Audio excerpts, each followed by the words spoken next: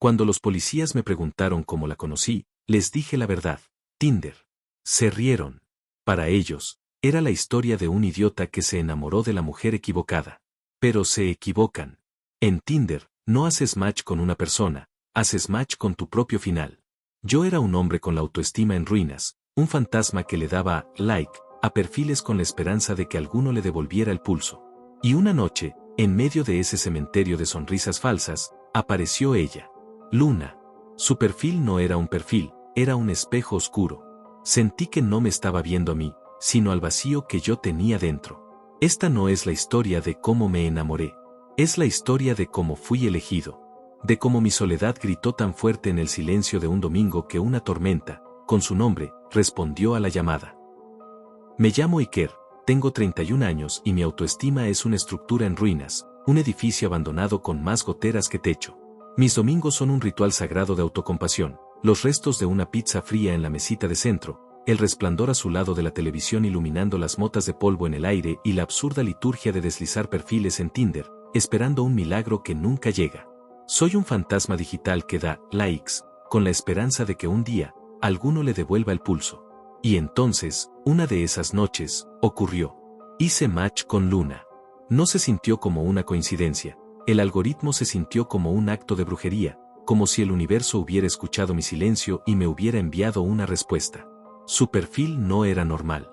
Sus fotos no eran selfies sonrientes. Eran fragmentos de un misterio, una mirada de reojo a la cámara, una mano con anillos de plata sosteniendo un cigarrillo, una sonrisa que no prometía felicidad, sino algo mucho más interesante. Era demasiado perfecta, pero de una manera rota, como esas estatuas de catálogo que no te miran, solo te juzgan. Le mostré su perfil a mis amigos.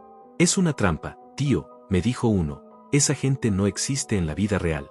Es un perfil falso para sacarte dinero. Otro añadió, ten cuidado, Iker. Hay algo en su mirada. Parece que te está retando. Pero yo no escuchaba. Sus advertencias eran solo ruido de fondo. Yo necesitaba un sí, uno solo, un ancla en la realidad para demostrarme que no era invisible, que mi soledad no era una condena perpetua. Le escribí con el corazón en la garganta, elaborando un primer mensaje patético y sobrepensado. Borré y reescribí la frase 10 veces. Finalmente, envié un simple hola. La respuesta llegó segundos después, no como un eco, sino como un latigazo. No había emojis, no había formalidades. Solo una orden. ¿Nos vamos a juntar o qué? Esa frase no era una invitación, era un mandato. Una orden directa que mi alma solitaria, hambrienta de cualquier cosa que no fuera indiferencia, no pudo rechazar. Y ahí empezó todo. No fue el inicio de un romance. Fue la primera sacudida de una demolición emocional con luces de neón y sabor a bar. Llegué 2 horas antes al bar Ascensión, como un idiota feliz a punto de ser sacrificado. El nombre debió ser una advertencia. Pedí un trago que ni sabía pronunciar, sintiendo que interpretaba un papel que no era mío. A las 9, nada. A las 10, el mozo me ofreció cerrar la cuenta con una mirada de lástima. A las 11, cuando mi esperanza era un charco sucio en el suelo, ella entró. Y el bar no se dobló en cámara lenta, el aire se volvió denso, eléctrico. Luna era real, pero de una realidad distinta. Se sentó frente a mí. ¿Te hice esperar mucho? Su voz era un suspiro con una cuchilla escondida. Sin pedir permiso, robó el cenicero de la mesa, el salero y 2 vasos, moviéndose con la naturalidad de quien reclama ofrendas. Me pidió que guardara uno de los vasos en mi abrigo. No supe si era humor o una prueba de iniciación. Y cuando me sacó a bailar, el piso no olía a peligro, olía a ozono, a la calma extraña que precede a la tormenta. Yo, el idiota, seguí el ritmo, creyendo que bailaba con una mujer, sin darme cuenta de que estaba danzando con mi propio destino. ¿Te aburro, bebé?, me preguntó, sus ojos fijos en los míos, como si pudiera leer mis pensamientos. Para nada, mentí, y sentí que ella sabía que mentía. Entonces demuéstralo. Esa frase no fue una llave, fue un conjuro. Me hizo creer que el deseo era un examen constante, que para permanecer en su órbita, debía pagar un peaje de audacia. El whisky que me hizo pedir sabía a sumisión. Ella me miraba y sonreía como un oráculo que firma una condena que ya ha visto en sus visiones. Salimos del bar sin pagar la cuenta. Yo reí, nervioso, sintiendo el vaso robado presionar contra mi costilla, aprendiendo que la culpa, a veces, también excita. Era mi primer pecado en su nueva religión. En la pista de otro bar, un tipo la rozó, quizás por accidente. Luna no gritó por ayuda. Lanzó una invocación: «Defiéndeme». No lo pensé. No fue una decisión, fue un reflejo condicionado por su voluntad. Recibí un golpe seco que me hizo besar el piso, el sabor metálico de la sangre llenando mi boca. Ella me arrastró hasta el auto riendo, no con crueldad, sino con el júbilo de un ritual completado. Mis labios rotos, su perfume mezclado con humo. Encendió el motor y me besó con una furia que no era de este mundo. El dolor se convirtió en deseo. El deseo, en una anestesia bendita. Aquel no fue un simple puñetazo. Fue mi bautismo de sangre. Y aprendí que hay mujeres que no seducen, hipnotizan. Su apartamento era un altar al caos. No era suciedad, era una deliberada colección de ruinas, botellas de vodka vacías dispuestas como soldados caídos, libros de filosofía abiertos junto a revistas de moda, y en el centro de la mesa, un único hueso de animal, blanqueado y pulido, reposando sobre un pañuelo de seda negra. El aire olía a tabaco, a perfume caro y a algo más antiguo, como incienso olvidado. Me empujó sobre la cama sin una palabra. La caída fue suave, el colchón se hundió bajo mi peso como si me estuviera tragando. Se cernió sobre mí, su silueta recortada contra la luz enferma de un neón que parpadeaba en la calle. Sus ojos no me veían a mí, veían a través de mí, como si estuviera evaluando la calidad de un alma. Entonces, me escupió en la boca. Fue un acto tan profano y tan íntimo que mi cerebro se cortocircuitó. El sabor de su saliva, mezclado con el whisky y la sangre de mi labio roto, fue un bautismo extraño. Una parte de mí quería huir, gritar, pero otra, la parte más solitaria y rota de mí, se quedó quieta, fascinada. Luego, con una ternura imposible que no encajaba con la violencia del gesto anterior, se inclinó y lamió la herida de mi labio partido. Su lengua fue suave, sanadora. Era un ritual de profanación y sanación, un ciclo de dolor y recompensa diseñado para destruir y reconstruir mi voluntad en segundos. Cada golpe suyo en la calle había sido una caricia disfrazada, cada caricia ahora era un golpe a mi cordura. Lo que pasó después no fue sexo. Fue un exorcismo. Fue un acto de posesión. Sentí sus manos recorriéndome, no con deseo, sino con la curiosidad de una dueña inspeccionando una nueva propiedad.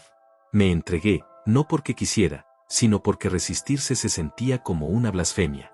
No lo entendí entonces, pero ya estaba dentro de su guión.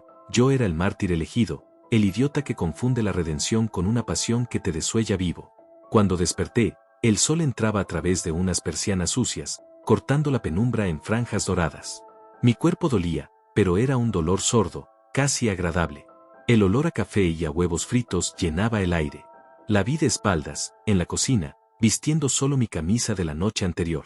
Se movía con una calma doméstica que era infinitamente más aterradora que su furia. Se giró, con un plato en la mano y una sonrisa dulce. «Desayunito, mi amor», dijo. «Mi amor». Esa palabra, en sus labios, no era barata ni cara. Era un mantre. Era el sonido de unas cadenas invisibles cerrándose alrededor de mi cuello. Era un sello que me marcaba, de forma definitiva, como de su propiedad. Fue una tarde de jueves, el sol se filtraba por las persianas sucias, dibujando rejas de luz en el suelo polvoriento de su apartamento.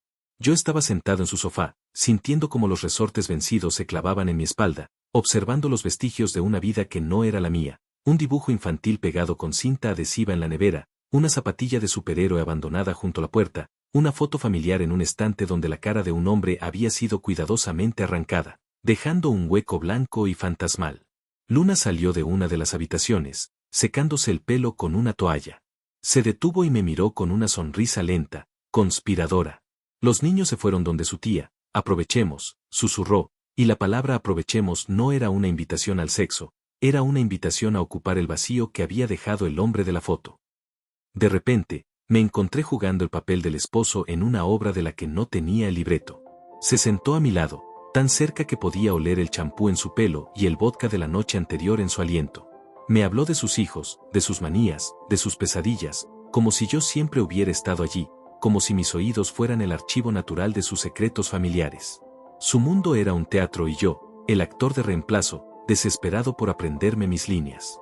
«Cuando volvamos de las vacaciones, tenemos que comprarle a Marcos la bicicleta que le prometiste», dijo, y me miró, esperando mi respuesta. No había prometido nada. No conocía a Marcos. Pero entré en el juego. Claro, mi amor. Y a Sofía le compraremos esa casa de muñecas que tanto quiere. Ella sonrió, satisfecha. Empezamos a hablar de esas vacaciones, un viaje imaginario que construimos palabra por palabra. Yo respondía con ciudades imposibles, París, Río, Singapur. Estábamos construyendo un castillo de aire sobre las ruinas de su vida real, una fantasía tan vívida que casi podía sentir el sol de Ipanema en mi piel. Fue entonces cuando un olor acre llenó el apartamento. Mierda, los huevos, dijo ella, sin moverse. El humo que salía de la cocina era denso, gris. Los huevos que cocinaba se quemaron en la sartén, un sacrificio olvidado en el altar de nuestra farsa. Pero ninguno de los dos se levantó. Estábamos demasiado absortos en la mentira. Y por primera vez en mi vida, sentí que podía amar una mentira, que podía respirarla, vivir en ella, si sonaba lo bastante dulce. Era un adicto, y ella era la droga, el caos y la aguja, todo en uno. Pasamos en el auto frente a la casa de mi ex. Se lo mencioné sin pensar, un estúpido desliz, un recuerdo de mi vida anterior. Fue como cometer un sacrilegio en su iglesia. Luna frenó en seco. Sus ojos se oscurecieron. Se bajó del auto, caminó hasta la puerta de mi ex y tocó el timbre. Cuando mi ex abrió, desconcertada, Luna le gritó, «No quiero que te acerques a mi novio». No fue un acto de celos. Fue un acto de purga, de eliminar cualquier otro altar en mi vida que no fuera ella. Yo, una gallina muda, observé mi ruina desde el asiento del copiloto. Ese día entendí que su amor no era ciego, era cínico y totalitario. De vuelta en el auto, el silencio era denso, pesado, cargado con la electricidad residual de su estallido. El olor a ozono después de la tormenta. Luna ya no gritaba. Lloraba. Pero no eran las lágrimas de la ira o el arrepentimiento. Eran lágrimas silenciosas, perfectas, que resbalaban por sus mejillas sin desordenar su maquillaje. Lloraba con una fragilidad que parecía imposible en la misma mujer que, minutos antes, había sido una furia. Era una actuación tan convincente que sentí una oleada de culpa, como si el verdadero pecador fuera yo por haberla provocado. «Perdóname, amor», sollozó, su voz rota, mientras ponía una mano helada sobre la mía. «A veces no me controlo. Es que el embarazo me tiene sensible». La palabra flotó en el aire viciado del coche. «¿Embarazo? ¿Qué?», pregunté, y el mundo, que se había detenido cuando ella entró en el bar, se detuvo por segunda vez. Se giró hacia mí. Sus ojos, enrojecidos y brillantes por las lágrimas, me miraron con una profundidad que parecía contener galaxias enteras de promesas y secretos. «Vamos a tener un hijo, Iker», dijo, y su voz era ahora un susurro hipnótico. Me miró con unos ojos que prometían un futuro, un ancla en su caos, un vínculo de sangre que me ataría a ella para siempre. Mi cerebro explotó en 1.000.000 de fragmentos. Una parte de mí, la lógica, la que aún recordaba quién era yo antes de ella, gritaba. Gritaba que era imposible, que los tiempos no cuadraban, que era una mentira tan obvia que era casi un insulto. Pero otra parte, la parte más grande, la que estaba hambrienta y aterrorizada de volver a mi existencia de fantasma, silenció esa voz a la fuerza. El miedo a perderla, a ser expulsado de su órbita magnética, era infinitamente más poderoso que la verdad. Ella vio la duda en mis ojos. Se inclinó y me besó. Fue un beso lento, salado por sus lágrimas. No fue un beso de pasión, fue un acto de sellado, un ritual para cerrar el pacto. Sentí su voluntad entrando en mí, reescribiendo mi realidad. Le prometí ser el mejor padre. Le juré lealtad a nuestro milagro. Y mientras pronunciaba esas palabras, sentí como las paredes de mi antigua vida se desmoronaban y nuevos muros, construidos con sus mentiras, se levantaban a mi alrededor. Y así, el castillo de locura que ella había diseñado se convirtió, oficialmente, en mi hogar. Su mentira, en mi nueva y única verdad. Días después, me dijo que teníamos que hacer un viaje importante. Condujo durante horas, en silencio, hasta que las luces de la ciudad fueron reemplazadas por la oscuridad de la carretera. Se detuvo frente a una comisaría en un pueblo perdido. Lloraba de nuevo, pero esta vez, sin actuación. «¿Por qué estamos aquí?», pregunté, con un terror helado recorriéndome la espalda. No respondió. Abrió la maletera. Dentro, envuelto en una lona, el cuerpo de su exmarido. 7 puñaladas. Junto a él, el cenicero que robó del bar Ascensión, manchado de sangre. El arma ritual. Me miró mientras los policías la esposaban, y a través de sus lágrimas, sonrió. Fue la mejor cita de mi vida, bebé. Y lo entendí. Yo no era su cómplice. Era su coartada. El testigo perfecto de su locura, invocado justo a tiempo. Nunca la volví a ver en persona. El juicio fue un circo mediático, un festín para los noticieros de la noche. La llamaron la viuda de Tinder, pintaron su retrato como un monstruo de catálogo. Yo me mantuve alejado, negándome a ser el payaso principal en su función final. Para el mundo, la historia tenía un culpable y una víctima. Pero yo sabía la verdad, en nuestro teatro, esos papeles se intercambiaban a cada parpadeo. No necesito verla, porque la siento en todas partes. A veces, cuando llueve de noche y conduzco por la carretera vacía, el ritmo hipnótico del limpiaparabrisas parece marcar su nombre en el cristal. La veo en el destello de un relámpago, la escucho en el grito de una sirena lejana. Ha dejado de ser una persona, ahora es una frecuencia, una estática en el fondo de mi realidad. Los policías me llamaron loco. Mis amigos me llaman víctima. Yo digo que no era amor, era un espejo oscuro. En la comisaría, durante el interrogatorio, un detective me contó un detalle que la prensa nunca supo, un detalle que no encajaba en su narrativa de crimen pasional. Junto al cuerpo, encontraron el cenicero robado, el arma homicida. Pero sobre el pecho del cadáver, perfectamente colocado, estaba el salero que también robó en nuestra primera cita. Un detalle absurdo, ilógico, que descartaron como un acto de locura. Pero yo no. Yo supe al instante lo que era, una ofrenda. Un recuerdo de nuestro primer ritual. Un mensaje solo para mí. Ella no me eligió al azar en una aplicación. Mi soledad la llamó. Mi necesidad desesperada de un sí fue una invocación que ella no pudo ignorar. Me mostró que hay personas que no aman, son tormentas, agujeros negros que consumen las emociones ajenas como si fueran cigarrillos para calmar su propia nada. Y yo no fui solo su último trago antes de apagar la luz. Fui el altar sobre el que celebró su misa más oscura. Fui la cerradura perfecta, y ella, la única llave que podía abrir la puerta de mi propio infierno. Y lo peor de todo, la parte que le susurro al parabrisas en las noches de lluvia, es que una parte de mí, todavía, echa de menos el ardor de ese fuego. Esa fue la historia de mi demolición, del espejo oscuro que encontré en una aplicación. Ahora que conocen los planos de mi infierno, les lanzo a ustedes la pregunta que a mí todavía me persigue en las noches de lluvia. Todo empezó en el Bar Ascensión. La espera de 3 horas, los vasos robados, la danza con el peligro. Sean brutalmente honestos, si hubieran estado en mi lugar esa primera noche, habrían visto las señales de advertencia y se habrían ido, o la fascinación por el misterio y la intensidad de luna los habría hecho quedarse, sabiendo que se dirigían a una tormenta.